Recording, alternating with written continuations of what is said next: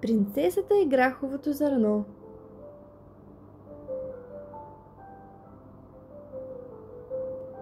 Имало едно време един принц, който искал да си намери принцеса, но не каква да е, ами истинска.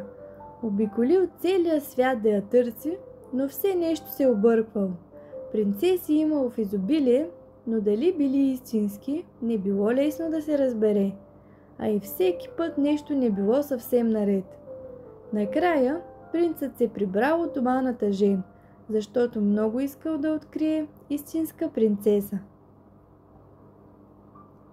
Една вечер се разразила страшна буря, святкало и трещяло, а дъждът се леял като из ведро.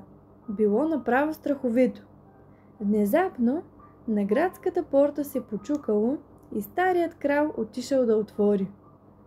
Пред него стояла принцеса, но Боже мили, само как изглеждала заради проливния дъжд и лошото време.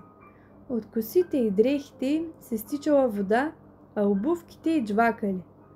Въпреки това, тя казала, че е истинска принцеса.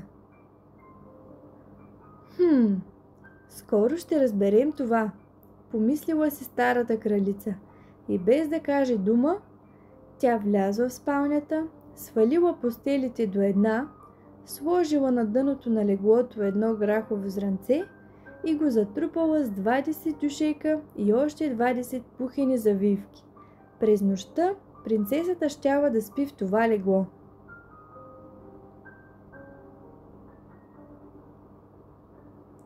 На сутринта я попитали дали е спала добре. О, беше ужасно! Възкликнала принцесата. Цяла нощ не съм мигнала.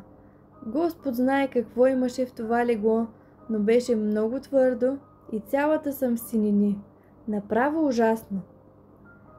Така разбрали, че тя е истинска принцеса, защото усетила грахчето през 20 дюшека и 20 пухени завивки.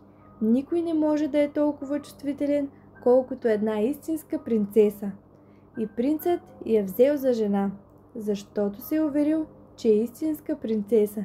Грахчето прибрали в художествената галерия, където може да се види и днес. Стига някой да не го е отмъкнал. Видяхте ли?